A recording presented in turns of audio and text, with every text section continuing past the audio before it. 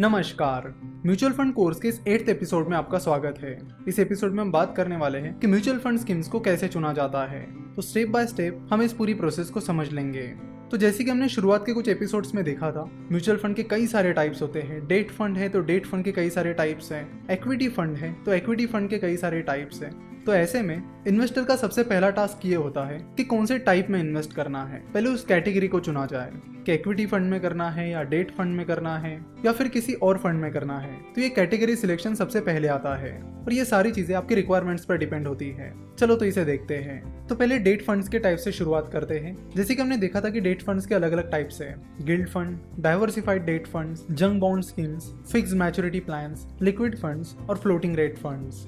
जिन investors के लिए safety बहुत ज़्यादा इंपॉर्टेंट है वो डेट फंड में इन्वेस्ट कर सकते हैं। डेट फंड में इक्विटी फंड के कंपैरेटिवली रिस्क कम रहता है और रिटर्न्स भी कम रहते हैं। वही इक्विटी फंड में डेट फंड के मुकाबले ज़्यादा रिस्क होता है और रिटर्न्स भी ज़्यादा मिल सकते हैं।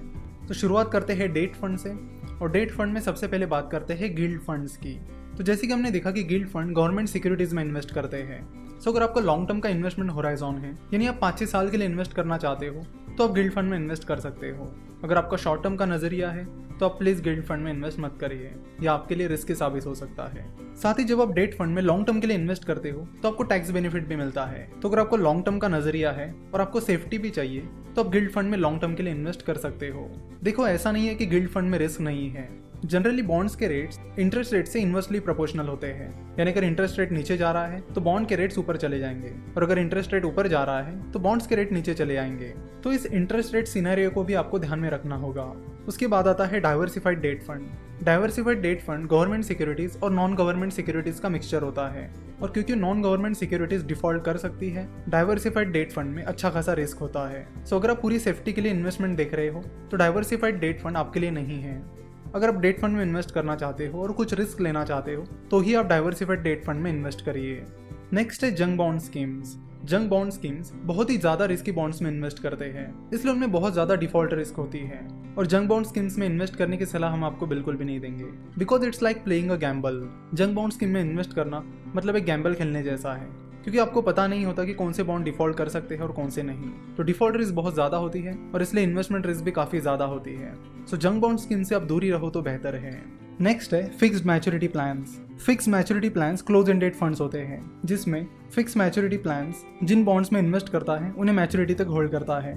Most of the time fix maturity plans FD that is fix deposit के आफ्टर टैक्स रिटर्न्स को आसानी से बीट करते हैं। तो जो इन्वेस्टर्स कुछ भी रिस्क नहीं लेना चाहते वो फिक्स मैच्योरिटी प्लान की तरफ जा सकते हैं।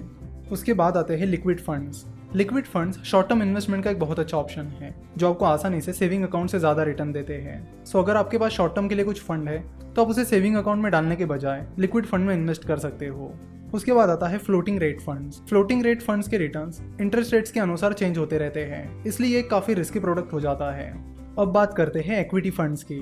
इक्विटी फंड में सबसे ज़्यादा पॉपुलर जो फंड्स हैं वो होते हैं small cap funds, mid cap funds और लार्ज कैप फंड्स। तो equity mutual funds stock market में इन्वेस्ट करते हैं और जैसे कि आपको पता है कि इक्विटी म्यूचुअल फंड्स में डेट फंड से ज़्यादा रिस्क होती है।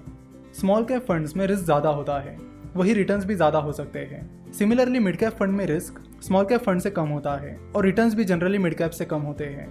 वही लार्ज कैप फंड में स्मॉल कैप और मिड कैप फंड से कम रिस्क होता है और रिटर्न्स भी जनरली स्मॉल कैप और मिड कैप से कम होता है। सो अगर आप ज़्यादा रिस्क लेना चाहते हो तो आप स्मॉल कैप फंड के साथ जा सकते हो। आप मीडियम रिस्क लेना चाहते हो तो आप मिड कैप फंड के साथ जा सकते हो और अगर आप बहुत कम रिस्क लेना चाहते हो तो आप लार्ज कैप फंड के साथ जा सकते हो। उसके बाद इक्विटी फंड का नेक्स्ट टाइप है diversified equity fund. Diversified equity fund अलग अलग सेक्टर की और अलग अलग मार्केट कैपिटलाइजेशन की कंपनीज में इन्वेस्ट करता है। यानी डाइवर्सिफाइड इक्विटी फंड में आपको कुछ स्मॉल कैप कंपनीज भी मिलेगी, कुछ लार्ज कैप भी मिलेगी और कुछ मिड कैप कंपनीज भी मिलेगी। तो डाइवर्सिफाइड इक्विटी फंड में आपको सारी वेराइटीज मिलती है।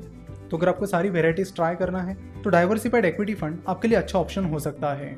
नेक्स्ट है सेक्टर फंड्स और थीमेटिक फंड्स। सेक्टर फंड्स जैसे कि आपको पता है सेक्टर फंड्स किसी स्पेसिफिक सेक्टर में इन्वेस्ट करते हैं, वही थीमेटिक फंड किसी स्पेसिफिक थीम में इन्वेस्ट करता है। सो अगर आपको लगता है कि कोई स्पेसिफिक सेक्टर बहुत अच्छा परफॉर्म कर सकता है तो ही आप सेक्टर फंड में जाइए, और अगर आपको लगता है कि कोई स्पेसिफिक थीम बहुत अच्छा परफॉर्म कर सकती है, आपको उस थीम की अच्छी खासी नॉलेज है, तो ही आप थीमेटिक स्कीम के बारे में सोचिए। और वैसे रिस्क की बात की जाए तो सेक्टर और थीमेटिक फंड दोनों भी काफ़ी रिस्की फंड्स होते हैं, तो इनमें इन्वेस्ट करने से पहले आपको काफ़ी सोचना चाहिए। उसके बाद आती है ELSS that is equity link saving scheme. ELSS आपको टैक्स डिडक्शन में हेल्प करती है। सो अगर आप टैक्स डिडक्शन के लिए कोई तरीका ढूंढ रहे हो तो आप ELSS फंड में इन्वेस्ट कर सकते हो। याद रखना, ELSS फंड का लॉक इन पीरियड 3 साल का होता है, तो आपका इन्वेस्टमेंट होराइजन भी कम से कम 3 साल का होना चाहिए।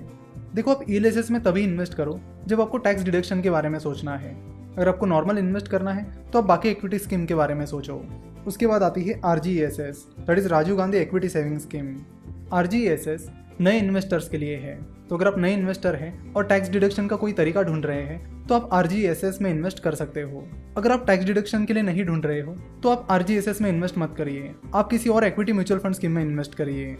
उसके बाद आती है इक्विटी इनकम, या फिर जिन्हें डिविडेंड यील्ड स्कीम्स भी कहा जाता है। तो इक्विटी इनकम स्कीम्स का मेन इनकम सोर्स होता है डिविडेंड, लेकिन आज के डेट में ज़्यादातर कंपनीज रेगुलर डिविडेंड नहीं देती है, इसलिए इक्विटी इनकम स्कीम में इन्वेस्ट करने का उतना सेंस नहीं बनता है। अगर आपको इक्विटी और डेट ऐसे दोनों फंड्स में इन्वेस्ट करना है तो आप बैलेंस फंड में इन्वेस्ट कर सकते हो। बैलेंस फंड में मिनिमम 65% पैसा इक्विटी में इन्वेस्ट किया जाता है और बाकी का पैसा डेट फंड में इन्वेस्ट किया जाता है। साथ ही टैक्सेशन के लिए बैलेंस फंड के रिटर्न्स को इक्विटी फंड के रिटर्न्स की तरह ही ट्रीट किया जाता है। तो आपको डेट फंड और इक्विटी फंड ऐसे दोनों फंड्स में इन्वेस्ट करना है और साथ ही टैक्सेशन बेनिफिट भी चाहिए तो आप बैलेंस फंड में इन्वेस्ट कर सकते हो। तो ये जो भी फंड्स हमने देखे, यानी डेट फंड, इक्विटी फंड और बैलेंस फंड, ये सारे एक्टिवली मैनेज फंड्स हैं। यानी इन फंड्स के जो फंड मैनेजर हैं वो डिसाइड करते हैं कि एक्चुअली उन्हें कौन सी सिक्योरिटीज़ में इन्वेस्ट करना चाहिए। फॉर एग्जांपल, अगर कोई स्मॉल कैप फंड है तो उसे कौन सी स्मॉल कैप कंपनीज में इन्वेस्ट करना है ये वो फंड मैनेजर डिसाइड करेगा। अगर कोई गिल्ड फंड है तो उसे कौन सी गवर्नमेंट सिक्योरिटीज़ में इन्वेस्ट करना है इसका डिसीजन वो फंड मैनेजर लेगा। वही दूसरी ओर पैसिव फंड्स होते हैं। पैसिव फंड्स में फंड मैनेजर का कोई एक्टिव रोल नहीं होता है। जैसे कि हमने देखा था कि पैसिव फंड का बेस्ट एग्जांपल है इंडेक्स फंड, जो इंडाइसेस में इन्वेस्ट करता है, जैसे कि निफ्टी और सेंसेक्स में। क्योंकि इंडेक्स फंड को एक्टिवली मैनेज नहीं करना पड़ता, इसलिए उसका एक्सपेंस रेशियो बहुत ही ज़्यादा कम होता है। अगर आप इंडेक्स फंड के एक्सपेंस रेशियो को किसी एक्टिव फंड के एक्सपेंस रेशियो से कंपेयर करोगे तो आपको पता चलेगा कि इंडेक्स फंड का एक्सपेंस रेशियो काफ़ी कम होता है। तो यहाँ पर आप देख सकते हो कि SBI ब्लू चिप फंड, जो कि एक एक्टिव फंड है, उसके डायरेक्ट प्लान का एक्सपेंस रेशियो 1.10% है। वही ICICI prudential Sensex index fund, जो कि एक इंडेक्स फंड है, उसके डायरेक्ट प्लान का एक्सपेंस रेशियो सिर्फ 0.10% है। तो इस तरह आप देख सकते हो कि एक्टिवली मैनेज फंड और पैसिवली मैनेज फंड, इनके एक्सपेंस रेशियो का डिफरेंस काफ़ी ज़्यादा होता है। सो अगर आप किसी एक्टिव फंड के लिए ज़्यादा एक्सपेंस रेशियो दे रहे हो तो मेक श्योर कि आपको ज़्यादा रिटर्न्स भी मिल रहे हैं या नहीं। अगर आप ज़्यादा एक्सपेंस रेशियो पे कर रहे हो और फिर भी आपको अच्छे रिटर्न्स नहीं मिल रहे हैं तो वो सही इन्वेस्टमेंट नहीं होगी। आपको देखना होगा कि क्या वो एक्टिव फंड इंडेक्स फंड से अच्छा परफॉर्म कर रहा है, क्योंकि इंडेक्स फंड में आपको बहुत ही कम एक्सपेंस रेशियो लगता है। और अगर कोई एक्टिव फंड आपसे ज़्यादा एक्सपेंस रेशियो लेने के बावजूद भी अच्छा परफॉर्म नहीं करता है तो ऐसे केस में बेहतर है कि आप इंडेक्स फंड में इन्वेस्ट कर लो। जनरली सेंसेक्स और निफ्टी, इनके इंडेक्स फंड इजीली अवेलेबल हैं। सो अगर आप इंडिया की ग्रोथ स्टोरी में बिलीव करते हो तो आप इंडेक्स फंड में इन्वेस्ट कर सकते हो। तो सबसे पहले आपको यहाँ डिसाइड करना होगा कि आप कितना रिस्क लेना चाहते हो और किस तरह के रिटर्न्स आप एक्सपेक्ट कर रहे हो, और उसके अनुसार आपको पहले कैटेगरी सिलेक्ट करनी होगी कि वो कौन कौन से कैटेगरीज है या कौन कौन से म्यूचुअल फंड के टाइप्स हैं जिनमें मुझे इन्वेस्ट करना चाहिए। यानी आपको चेक करना होगा कि आपको स्मॉल कैप में इन्वेस्ट करना चाहिए, मिड कैप फंड में इन्वेस्ट करना चाहिए या फिर लार्ज कैप में करना चाहिए। साथ ही आपको बॉन्ड फंड में इन्वेस्ट करना चाहिए या नहीं करना चाहिए। सो अगर आप डिसाइड कर लेते हो कि मुझे मिड कैप फंड में इन्वेस्ट करना है तो आपको पता चलेगा कि मिड कैप फंड्स की बहुत सारी स्कीम्स हैं, उनमें से बेस्ट स्कीम कैसे चुने, तो उसके बारे में हम नेक्स्ट एपिसोड में बात करेंगे। आशा करता हूँ कि आपको आज का ये एपिसोड पसंद आया होगा। फाइनेंस, इन्वेस्टमेंट, म्यूचुअल फंड और स्टॉक मार्केट के बारे में और जानकारी के लिए आप हमारी वेबसाइट www.finnovations.com विजिट कर सकते हो। हमसे जुड़े रहने के लिए आप हमें फेसबुक, ट्विटर और इंस्टाग्राम पर फॉलो कर सकते हो। वीडियो देखने के लिए और हमारे साथ जुड़े रहने के लिए आपका बहुत बहुत धन्यवाद।